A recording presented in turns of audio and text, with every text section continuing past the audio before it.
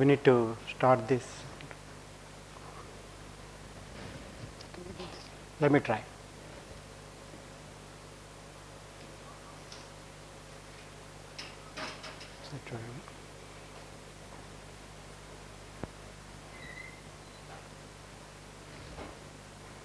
Go slowly to make sure that all of us understand the topic from fundamentals to some solving a specific research problem. Okay, we begin with the big picture, just like the way we did before, and ultimately we look at a fine problem and see how it was solved. Again, this is based on my own research work, but in general, this problem of swarming is based on behavior of birds, and the work started by Craig Reynolds. I am just showing you a Wikipedia page where the fundamentals of flocking has been defined actually very early, like 1980s. So the key things here are something called maintain some separation. These are the general principles of flocking, and alignment and cohesion. So two things, these three principles are necessary. One is separation. It doesn't matter whether they are birds or vehicles. There need to be minimum separation between between a pair of vehicles.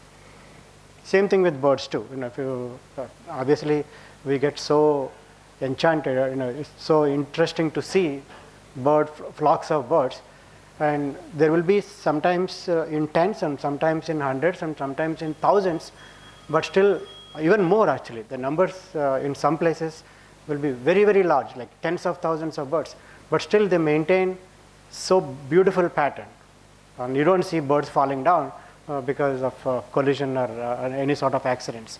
So the fundamental rule is there should be some sort of a separation maintenance, and of course they are all aligned. It's also fascinating to observe that the movements are so elegant and also so quick, so fast. The direction, suppose the whole flock is changing the direction. Is same thing with birds and also schools of fish. We see in National Geography videos such a beautiful patterns and moving so swiftly and smoothly without any accidents, without hitting each other, right? So those are the guidelines we follow for swarm, even intelligent swarms as well. So fundamentals are actually based on the inspiration actually comes from flocks of birds and school of fish. Again, you can, of course, you can review this later, but I just wanted to start from the beginning, okay? And then I will show you a punchline first. So to appreciate the research, we need to see something that actually catches your attention. So I'll show you the last slide first, and then we'll get into the details. Okay, give me a second.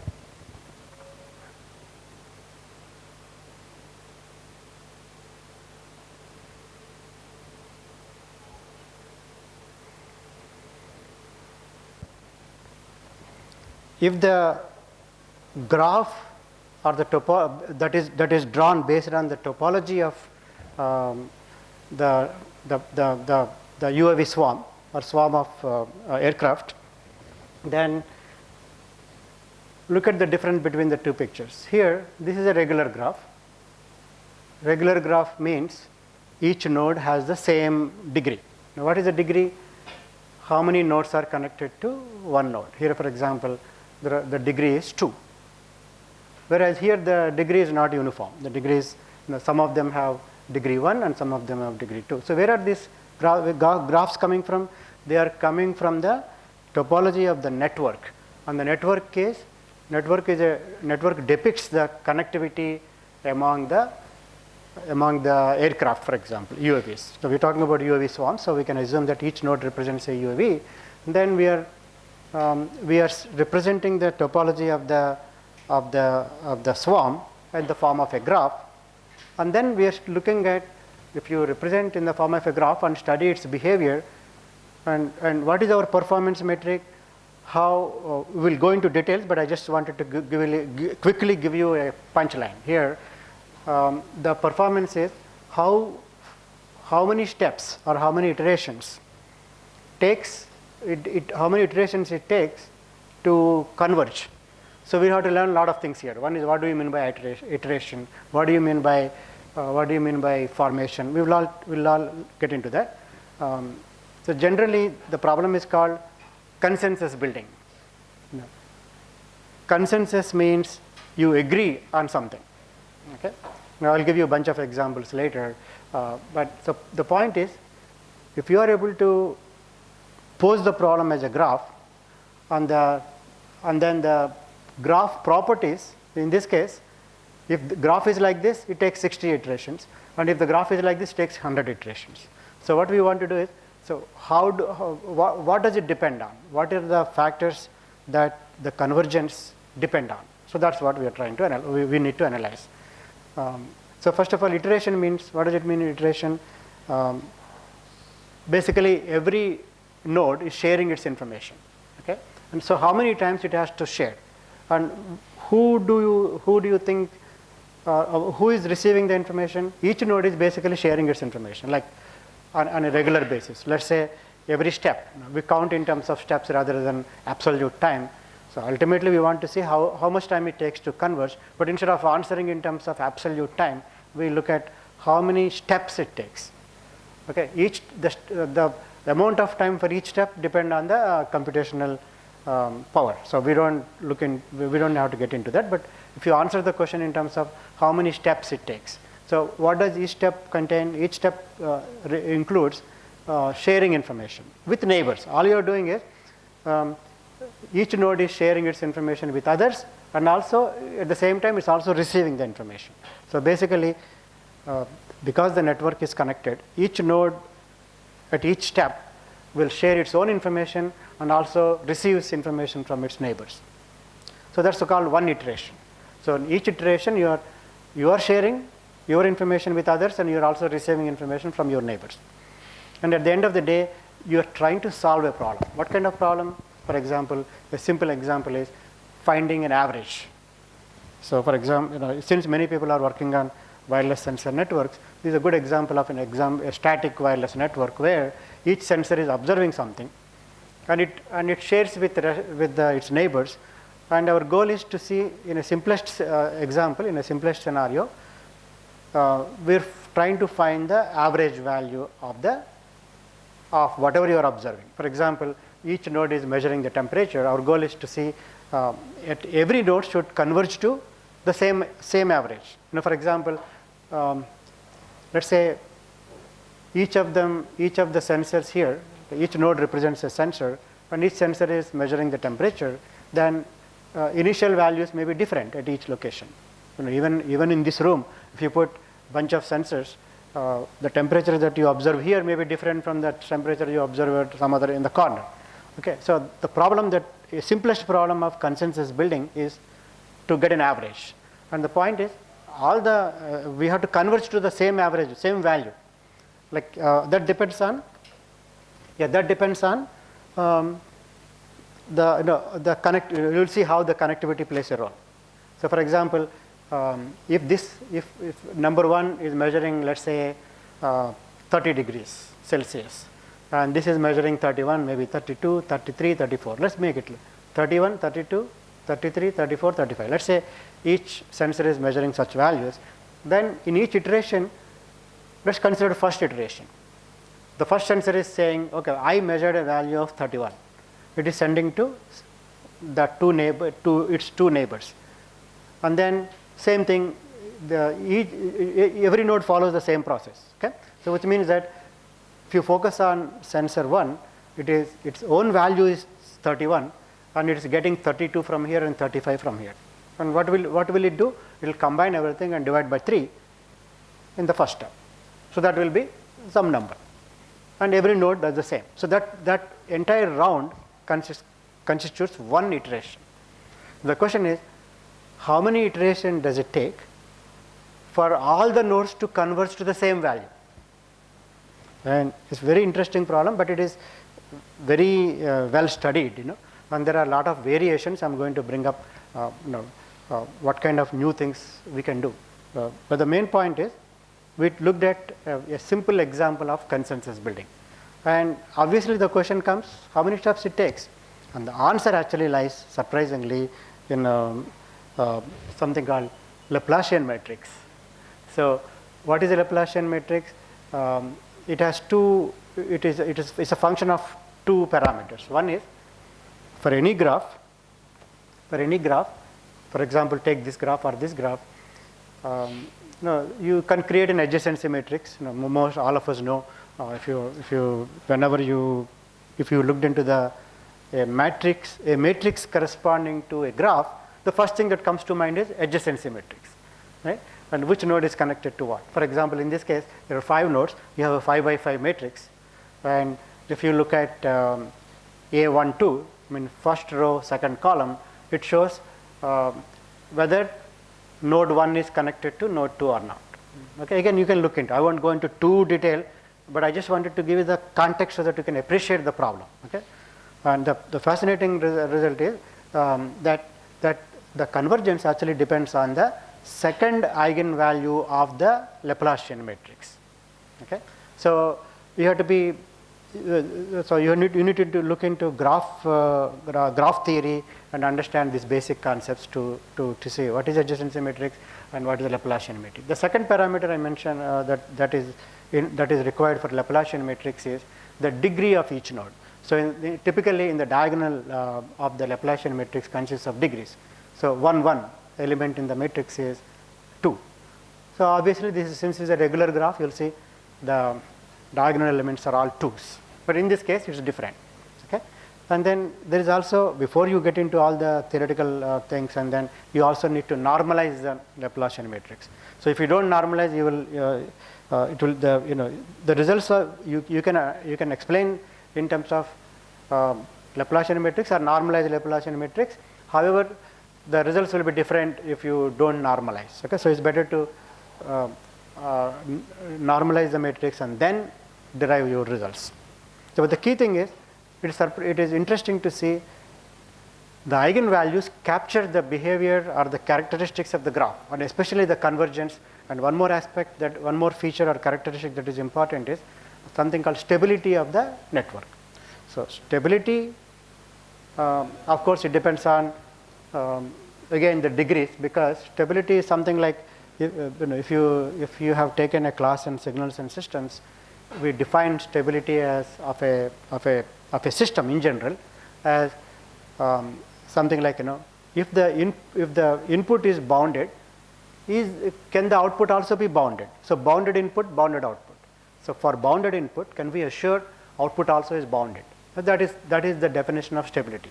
But there are little more in control systems perspective.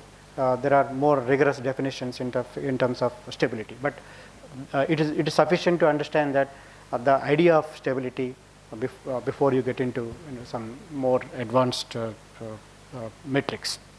The key point is,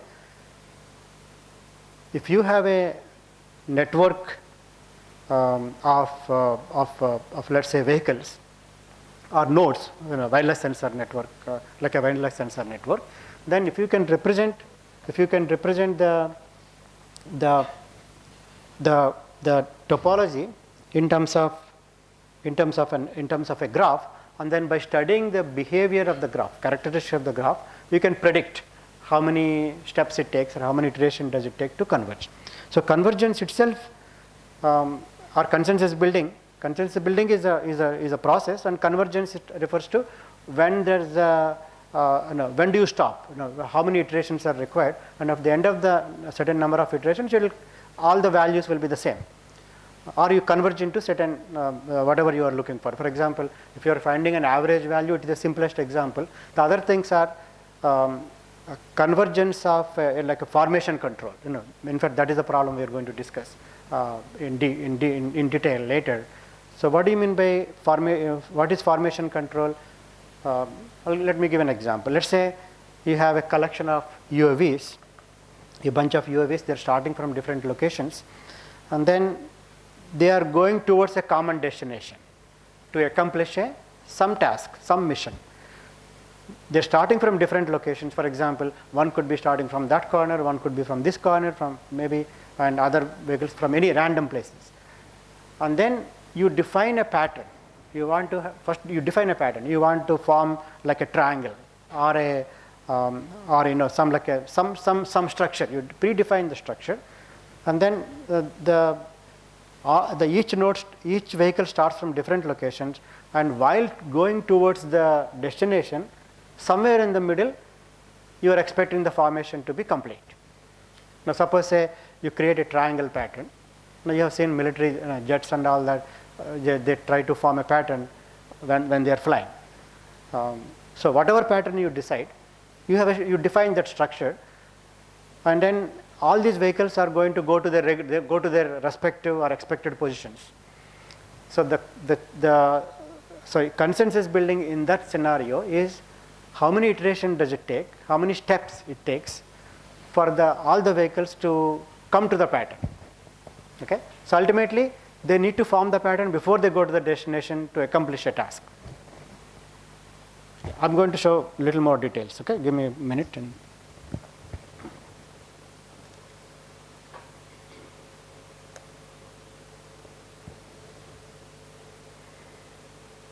So, I also want to show you some interesting what you call properties of graphs they're simple properties, but they're very interesting properties that will help us to what you call connect the graphs and graph properties to the problem that we are looking at, consensus building problem. So, in terms of problems that you can solve on graphs, there are many. Lately, problem solving on graphs, also graphical neural networks, all these are becoming coming to the limelight. And there is also a lab called Bayesian lab. It's like a nice tool where you are using graphs as a foundation or a framework for solving problems, research problems. For example, there are a few other things. I talked about what I call the average, finding an average. That's the simplest problem. The other things are, you're trying to collect the data. The sensors are collecting the data.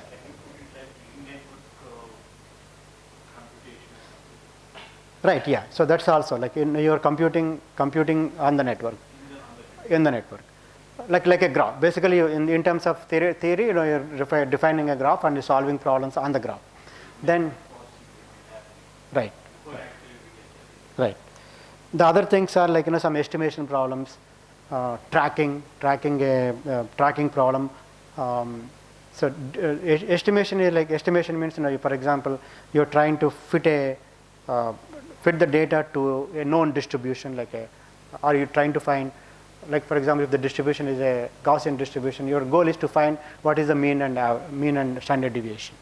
So these are the kind of problems. There are even more advanced problems too, but basically there are a lot of things can be done, especially related to wireless sensor network, detection, prediction, estimation. These are the problems that you can solve.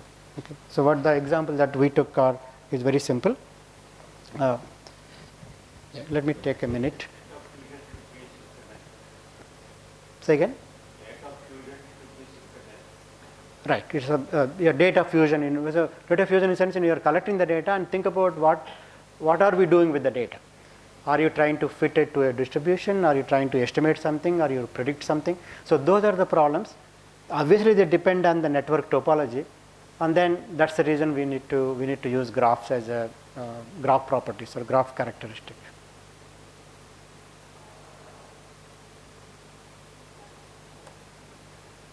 Okay. So we'll get into the slide deck in a few minutes, but then I also want to show you some more. One more work. So just like yesterday, this work also is in progress. I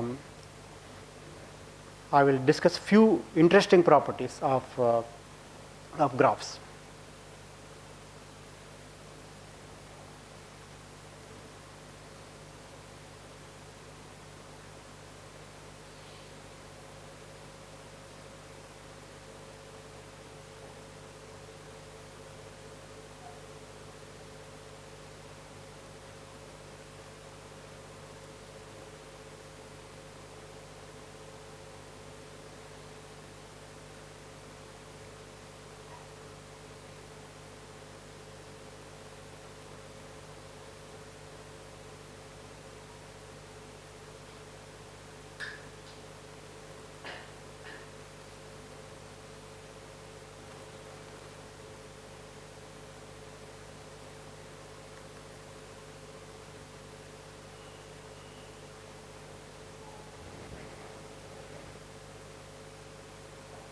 So one interesting aspect of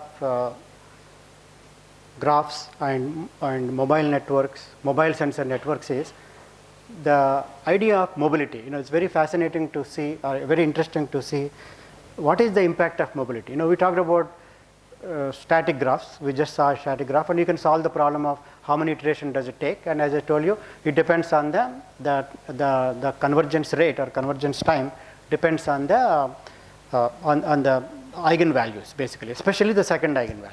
So I will leave it. I won't give more details, but look at on your own. Do your own homework to see why that second value is important. What about the first? Interestingly, the first, depending on how you define the Laplacian matrix, the first eigenvalue is always 0. In fact, the smallest eigenvalue is 0. You have to be careful though. It depends on how you define the matrix. Okay, but if you normalize, then look at the eigenvalues of that of the matrix. So basically, you take the topology and create a graph, and then from the graph you define adjacency matrix. From degree and distribution, you can create a Laplacian matrix. And then you are talking about eigenvalues. So what is the nature of these eigenvalues? The first eigenvalue is the smallest. Basically, they are ordered, smallest to largest, and that eigenvalue is 0. Okay. Then the second eigenvalue will actually tell you. You point normally, depending on how you define the matrix, it will be 1, but in this case it is 0. Okay. But what you are thinking is, if does it mean the graph is isolated? No, it's not that case. Yeah, it is not disconnected. It's assuming it is connected, but if you order the eigenvalues for this type of matrix, the eigenvalue is good. I'll show you. I'll give you some more details. So here are the properties for static graph. Now I asked my student, let's understand what we know, and then our objective is to study the impact of mobility on the convergence rate. How fast does it converge? Say again. Well, no. Convergence, basically, how many steps does it take? No, not degree of 2. For example, for any consensus problem. So, for example, we talked about finding an average, right, earlier. Yeah, we talked about finding the average, right.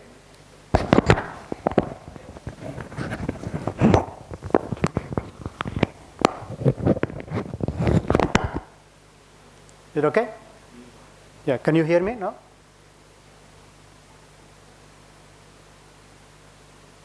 Can you hear me now?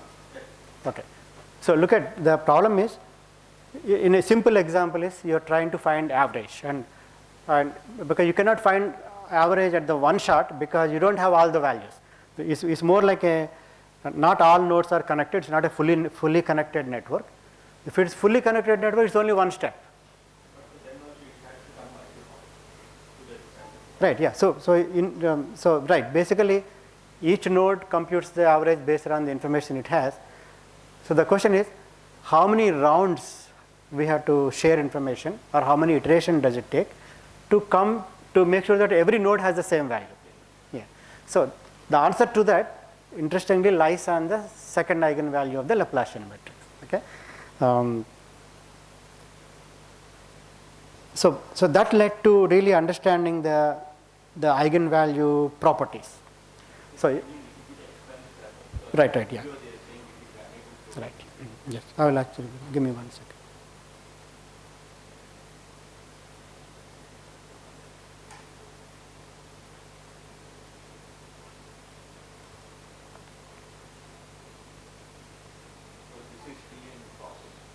Is in the process. My goal is to just show you what are the properties of the static network. And when you go into mobile network, then the impact of mobility becomes critical, and that depends on there are research studies done on mobile network also. I'll give you some known results or known concepts, and then there is a lot more research to be done. So the first thing is, make sure that you are actually looking at the normalized Laplacian matrix. That's number one.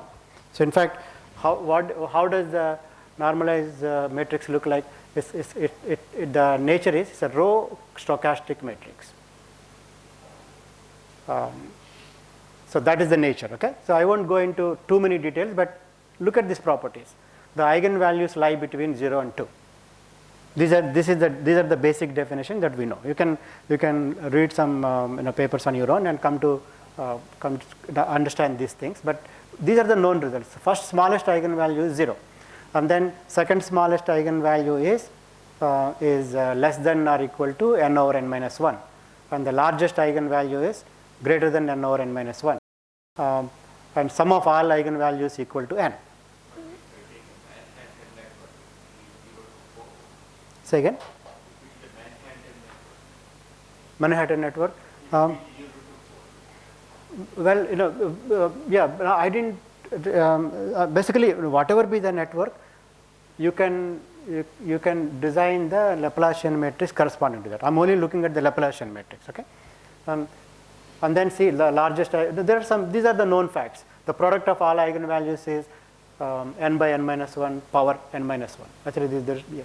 So these are some of the known values.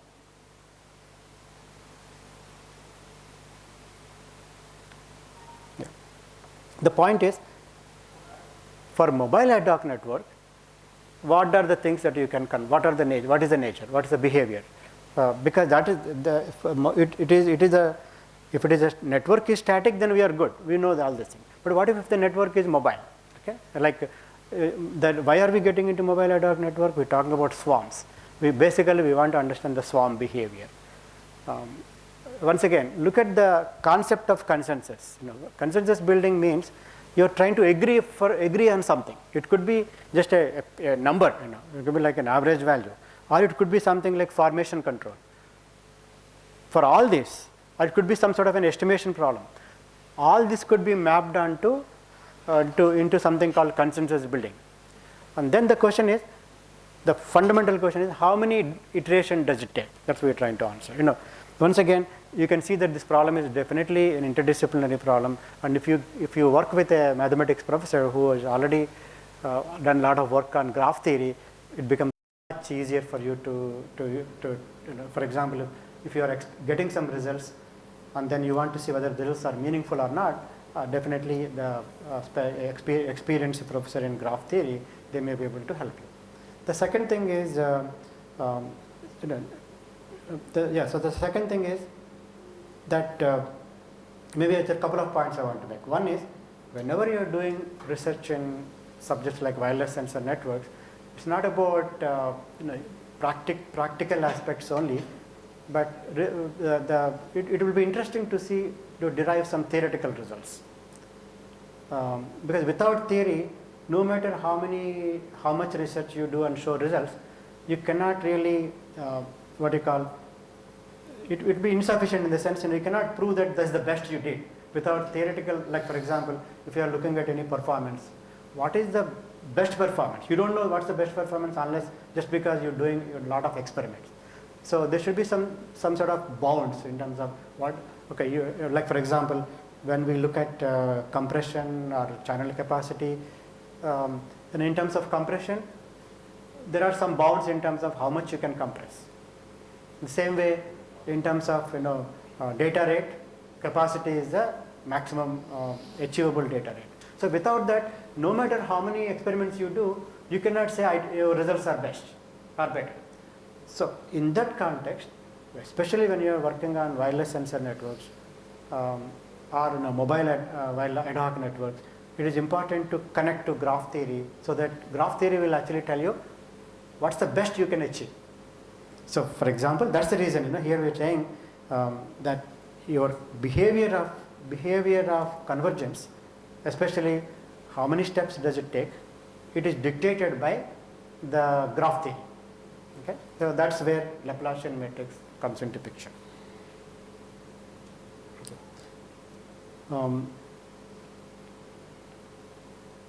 Yeah.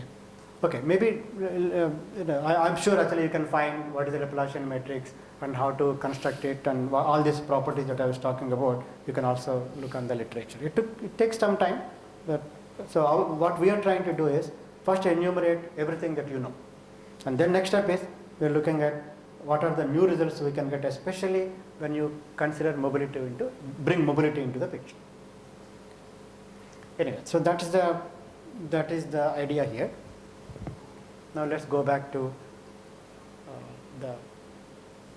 our main topic.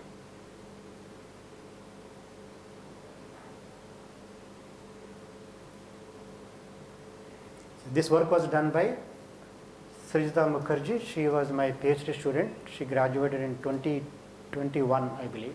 Now she is working for GE, General Electric.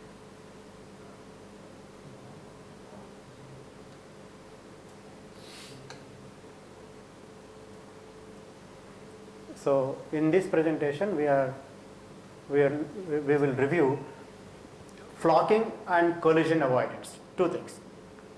We want the vehicles to be closer so that they can talk to each other.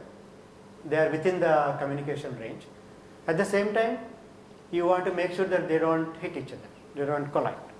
So there are two aspects. One is be together, close enough to be able to share information, but not too close for avoiding any collision. So that's the problem. And we are depending on graph theory. As I said, the answers are in the graph theory. And the problem is called consensus problem, consensus building. Even though I just gave a smallest example of finding an average to begin with, but even the formation control itself is a consensus building problem. So I mean, so there are obviously the problems are different. In one case, you are trying to estimate some value like a parameter, value of a parameter like mean and maybe standard deviation, those kind of things. But in the other problem is here we are talking about how many steps does it take for all these nodes, all these vehicles to form the pattern. Both are related. In one case, you're dealing with the data. In the second case, you're expecting each vehicle to go to the expected relative position. So formation control is actually defined as in terms of relative positions. For example, if you say all the vehicles have to form into a triangle, if the three vehicles are there, then there are three vertices. But if there are five, then maybe you can again create a triangular pattern. For example, I'll take a simple small. So there are three nodes. You're talking about three vehicles to begin, or maybe there are more. You can have five vehicles too, or maybe six. So when I say in a pattern, this is an example of such pattern. So we want, irrespective of where they started, you want the vehicles during the while they are flying, they may be starting at different positions. Let's say this is our starting position: S1, S2, S3, S4, S5. So they are starting randomly, but you want them to converge to this pattern before they go to the destination. And I'll show you a little more details later. So that is what is meant by formation control.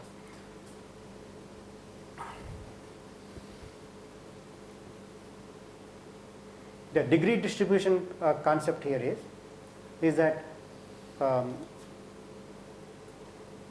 based on the degree distribution, you can answer this question, how much time it takes to form. So degree distribution plays a role. For example, in the previous graphs I showed you, we were referring to like in one graph, it's a regular graph. The other graph is an irregular graph or skewed graph. So you can estimate, or you can ask, of course degree distribution will dictate eigenvalue distribution. So based on the eigenvalues, you can answer this question. You can answer this question of how much time it takes to converge. So the input is degree distribution, and the output is eigenvalue structure, and eigenvalue structure will answer the question we want to answer. Like for example, so basically the topology of the network is defined by degree distribution, and degree distribution, based on the degree distribution, you can estimate the eigenstructure, and the eigenstructure is going to answer our questions. Okay, anyway, so that's the general idea. So we get into some finer details, the mathematics. Let's go take time to understand as much as we can. So to begin with, swarm, a definition of swarm. In the literature, you can see like a multiple agent system, MAS. They call, if you look at the literature, you will see those kind of terms, multi-agent system or MAS. And it could be ground vehicles, it could be UAVs. UV stands for underwater vehicles too. So these are the general real world situations, and they're all working towards a specific mission. So that's the definition of swarm. Swarm behavior includes flocking and deconfliction. But these are sort of opposing directions. On one hand, you want them to be closer, but you want them to make sure that there are no conflicts. Conflict means they don't hit each other. And behave in terms of behavior and problems related to control systems, formation control is a control systems problem. And the objective is, in the case of intelligent swarms, which is our topic, to achieve a desired formation pattern as quickly as possible.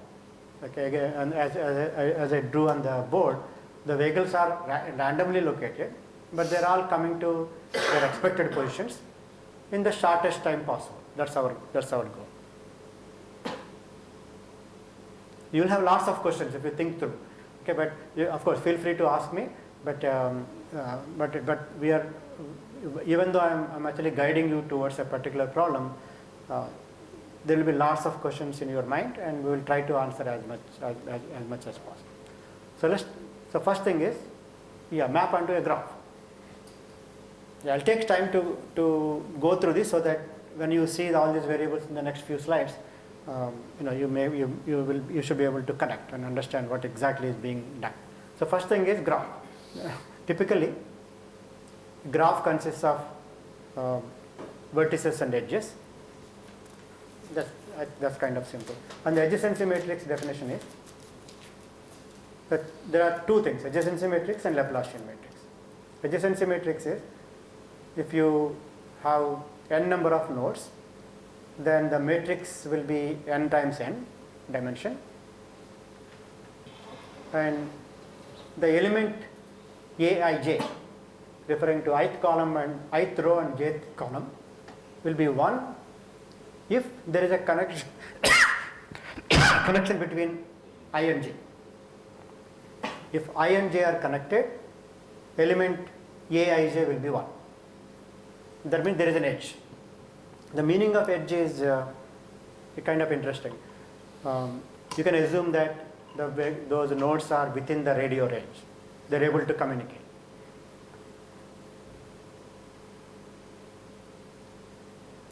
And some later actually we'll come across into a situation where, is it a physical connection or a logical connection? Basically, physical means they are physically close. Logical means they are communicating. But for communication, you don't have to be physically close. For example, like I talk to my family members, they are not here. I'm talking to you, but you are here. So ours is a physical neighborhood. We are physically close. But even though my friends are far, they are not my neighbors now. Physically, not my neighbors, but I'm able to communicate. So basically, you're going to when we are solving the problem, we had to come up with, is it a physical neighbor or logical neighbor? And interestingly, you will see why that is important later. Okay. So it is possible that you have a physical neighbor, but you don't have to talk. You don't have to communicate. But at the same time, if the two vehicles are physically close, you have to avoid collision. So with respect to logical neighbor, you don't have to worry about collision, but you are sharing information. So that concept will arise a bit later. Okay, let's look into what's the meaning of Laplacian matrix. follow this carefully.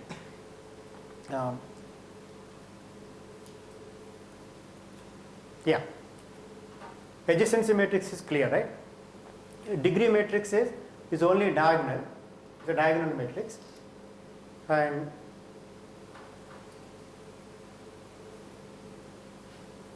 yeah, in fact, if I equal to j, the degree is the value is 1, otherwise 0.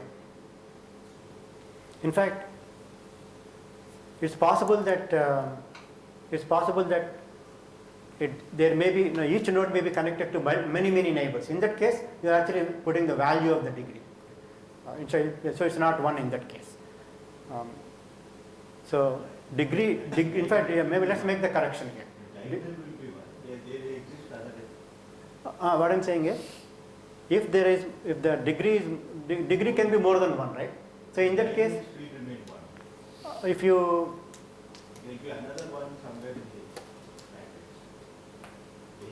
okay, right, you're right actually. So because you're only talking about ij, yeah, right, you're right.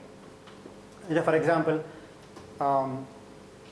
if node 1 is connected to node 2, node 3, node 4, then you will in the first row you're going to see many more. Yeah, right. Laplacian matrix is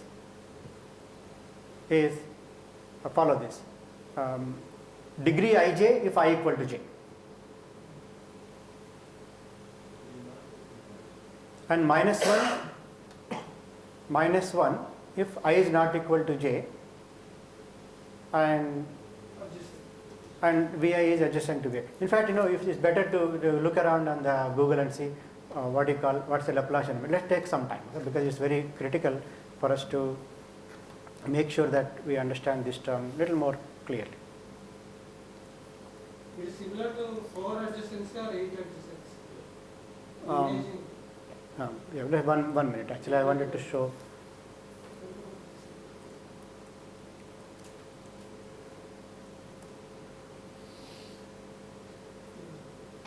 Yeah, this is what I wanted to show. In fact, Laplacian matrix is D minus A. D is the degree matrix, A is adjacent. That's as simple as that. Okay, so diagonal matrix is, it only has diagonal entries. Yeah, we'll look at it. Dij equal to, yeah, this is, let's follow this structure. Dij is di. The degree of the node I is coming in the diagonal. So it's more than 1. It could be more than 1. And then Laplacian matrix is D minus E. Okay.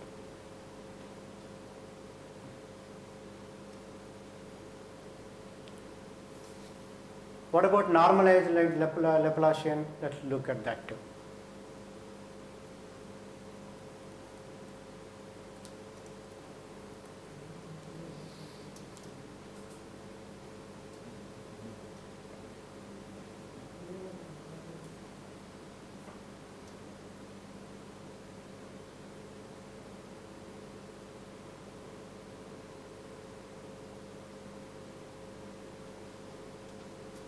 If you, this is a little bit more complicated if you look at this notation. Give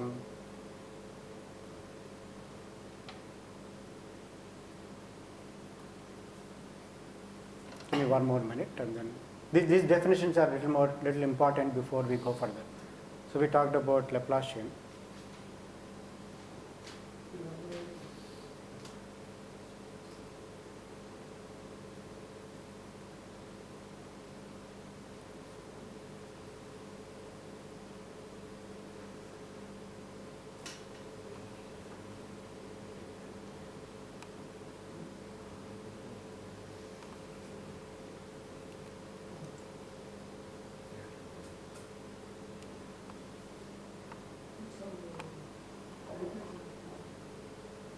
It's I minus A.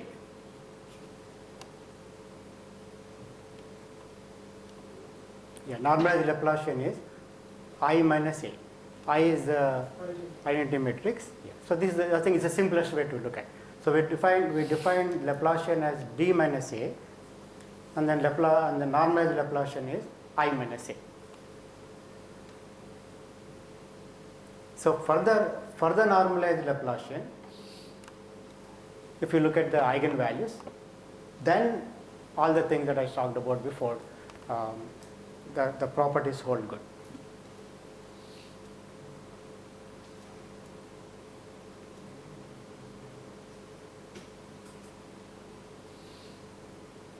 Okay. Now let's talk about consensus building. It's basically a control technique applied to relevant to multi-agent systems, and the idea here is to reach an agreement or agree on something or reach a desired state. Maybe that's even better. State means like in the case of formation, the desired state is to be in a specific relative position. Now, for example, here, no matter where we started, the node 1 is supposed to be at this location, and other nodes are their positions are given here. And the key thing here is the relative positions. It's like, for example, let's call one of them as a leader, and depending on where this node is located, this node has to maintain the relative position accordingly. Same thing with others too. So obviously you cannot fix the location. The position of the node 2 depends on position of the node 1, because we're talking about all these are like flying together. So if one position of one node changes, all other nodes have to follow. So if it is a static graph, everything is fixed, but the node positions are fixed. But if it is moving, if it's a dynamic graph, then the node positions are defined in terms of relatively defined. Like a Markov. Yeah, it's more like a geometry for now. What is the position of node 1? Or if let's fix one of them. Let's say S1 is fixed. Then what is the position of S2? What is the position of S3? Those are relatively defined. So we are going to see those things in a minute. Okay. So in terms of formation control related to UAVs, it's a cooperative control strategy for a group of UAVs to reach a predefined configuration. And here is an example of what we talk. It's a predefined configuration while maintaining the pattern. So in fact, both are kind of same. Whether it is a pattern or a predefined configuration, both are kind of same. And of course, we need to look at the connectivity among the agents. So, what this means is, if you draw a graph like this, it means that that you are showing, if the graph is exactly like this, then you are showing that 2 and 3 are connected, 1 and 2 are connected, but 2 and 6 are not connected. But of course, I just drew a triangle. It could be different form. Now you can have a different pattern. So the pattern, the point is the pattern of connectivity that will tell you that will define the Laplacian matrix, and from there your what you call how fast you can converge, how fast you come into this pattern is dictated by that connectivity. So what do you mean by connectivity? When two nodes are connected, you are able to share information. Okay? So basically, the communication pattern depends on the connectivity, and then based on the communication, information is being shared. So connectivity defines the communication, or in general, connectivity defines how information is being shared, and then the pattern of connectivity will define will define the matrix and the topology and the matrix, and the matrix will tell us how fast you are going to reach this formation. Okay. In fact, let me show you the results, final results. That way, you actually understand what we are trying to do. So here is a result. So here we are showing there are about 5 flights. 1, 2, 3, 4. There are basically 5 lines are there. Right? So each of these curve trajectory is followed by one of the UAVs. So basically this multiple or 5 UAVs are at different locations, and our goal is to reach this pattern. It's like something like a triangle pattern. So what is being shown here is, irrespective of where they started, how fast they can converge into a given pattern. So that is the problem. So there are 5 agents, and one of them is designated as a leader, So because that's the designation of leader is important because one of them has to lead, and the others have to follow. So the question here is, the problem is called formation control, and then you are trying to find out how long does it take to come to this pattern, to form the pattern. Okay, that is the problem. And the goal is, why is this relevant? You are achieving certain mission, maybe whether it's a search and rescue operation in civilian world, or maybe a military mission. Like think of like these are like fighter jets. All of them they start from somewhere. Maybe each one is from a different ship, and then all of them are forming a pattern before actually accomplishing their task or completing their mission. So that's the general idea. Yeah. And feel free to ask me questions, but now let's get into the finer details. In this scenario, convergence is settling of sensors into the respective positions. Yeah, settling or reaching a formation. Like, say, remember, notice this. S1 is here, S2 is here, S3 is here. But ultimately we want each of them to go to their respective positions. In fact, respective relative positions. Okay? Let's say, for example, this S3 is the leader, then S2 has to follow S3 on the left side, and S4 has to follow the leader on the right side. Okay? And then S1 has to should be behind S2, and S5 has to be behind S4. But there is a clear-cut spatial pattern that we want to follow. So how many steps does it take to fall into this pattern? That is the problem. But what does it depend on? It depends on which node is connected to which. So that is the reason we are looking at the topology of the graph. And then ultimately the eigenvalues will give us the answer. The question is our question of how many steps it takes. It depends on the eigenvalue structure. So it depends on the second eigenvalue of the letters. Yeah, generally, if you see, normally when you look into the literature, many papers talk about this, and the answer is yes. Answer is actually second eigen. So the question is, why second eigenvalue? And what about third? What about fourth? What about fifth? That is the normal question asked. Why second eigenvalue? So one answer is, we know that the smallest eigenvalue is 0 for the normalized Laplacian matrix. So that's by design. Okay, that's the nature actually. The closest eigenvalue is the next smallest eigenvalue. 0 is the smallest eigenvalue, which is 0. First eigenvalue, which is 0. And the second one actually tells you the stability. But what about third and fourth and fifth? It's worthwhile to study what is the nature of. But the answer is correct. Whatever you said is how many steps does it take, or how much time it takes to converge. It depends on the second eigenvalue. It also, in fact, second eigenvalue also tells you about the stability of the network too. So stability is, really speaking, is another interesting control systems related problem or parameter.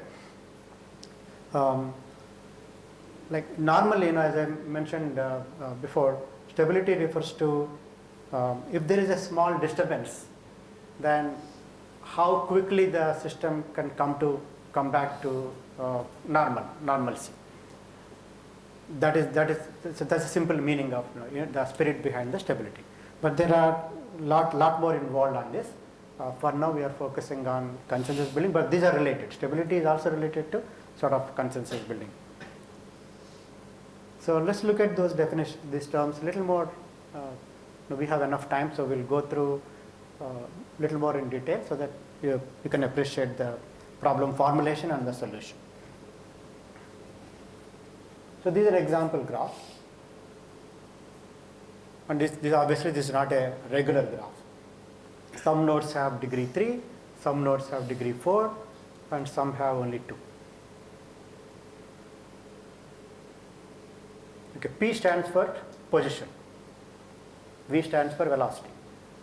So P dot, there is a dot here. So if you take the derivative of P, you get V, and then take the derivative of V, you get acceleration.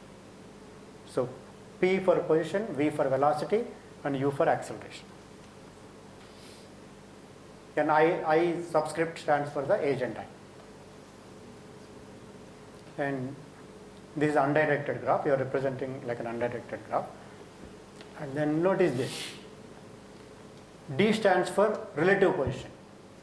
So think of dr as a set of all positions.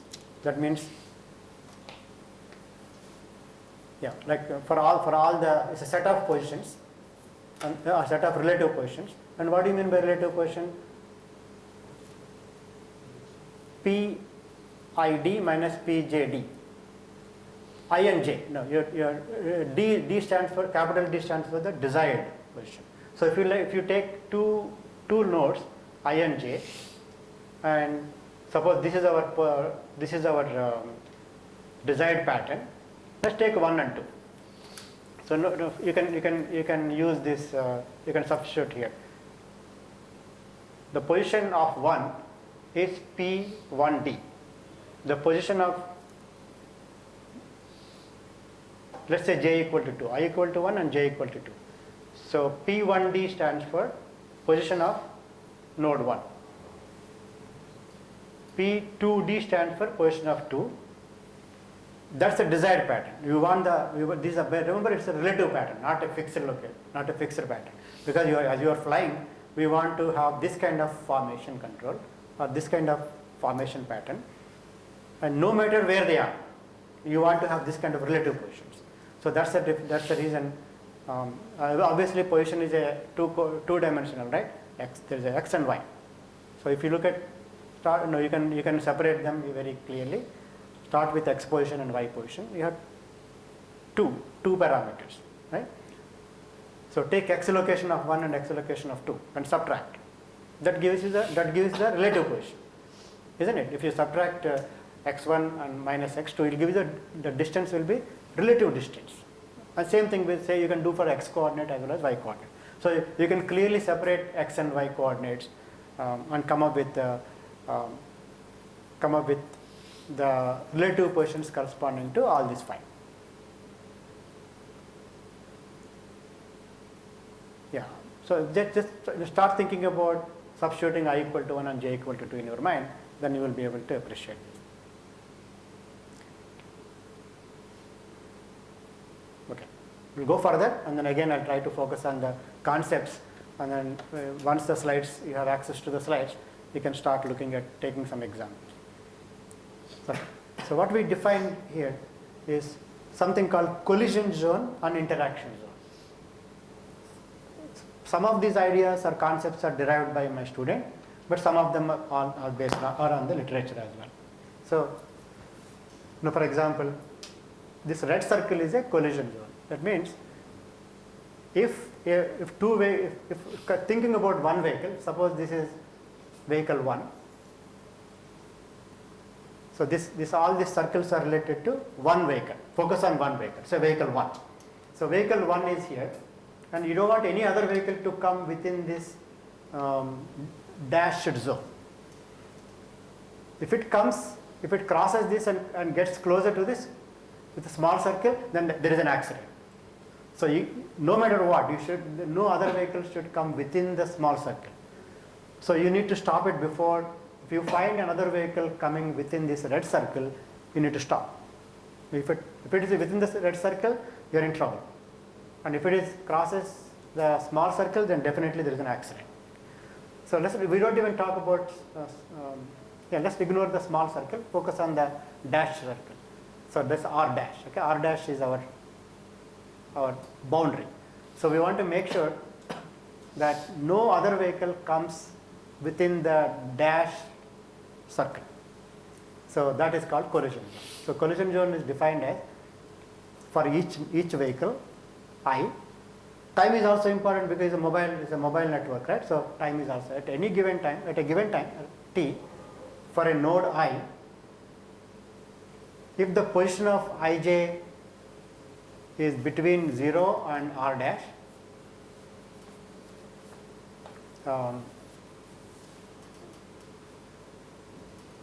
and for every j belong to the, for every j, there is a j here, right? I and j. So every j belonging to the set of vertices V. So for example, 1, 2, 3, 4, 5, 6. So V is as all the nodes. For every j, collision zone is defined as CIT 0 if no node is present. But if suppose say j equal to 2 is present, then you are saying within the collision zone there is a node 2, and then you are looking at how are you including that. So to think about it, basically you are looking at which nodes are within the collision zone. This is what you are trying to answer. Which nodes are within the collision zone and which nodes are in the interaction zone. So if it is in collision zone, then we are in trouble. We need to get out of it, get rid of that, push that out. If the vehicles are, we want the vehicles to be within the interaction zone, because that way you can communicate. If the node is within the big circle, it's good. But as long as they are not within the red circle, we are fine. If it is within the red circle, we have to push it away. And if the vehicle is not within the big circle, we want to bring them closer. So that is the idea. We want to bring the vehicles closer to us, but not too close to get into an accident. So what are we trying to do here? Which are the nodes within the collision zone? You're trying to estimate, trying to figure out. And which are the nodes? So all j's that are within the interaction zone, that is the big circle, are in the ij. And all the nodes which are in the red circle are in Cij. So basically, out of all the nodes, focusing with respect to just one node, let's say S1. For each I, you are trying to compute this. For each I, you are trying to compute which are the nodes within the collision zone and which are the nodes within the interaction zone. I hope that makes sense, right?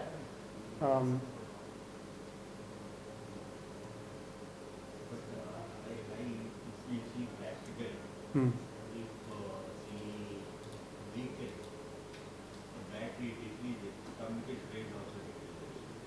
Right, yeah.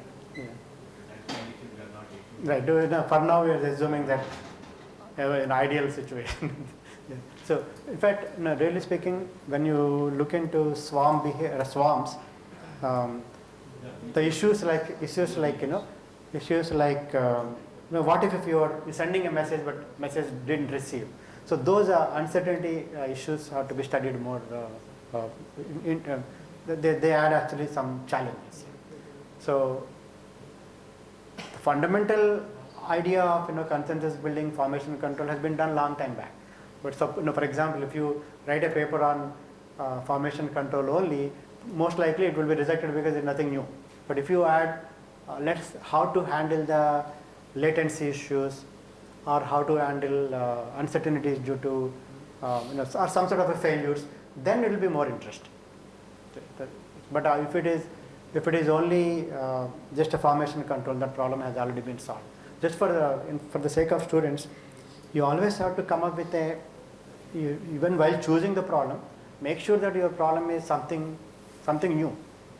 Otherwise, what happens is you work hard and then submit a paper, unless there is some novelty, or even it's incremental. You have to show clearly what is your contribution compared to the literature.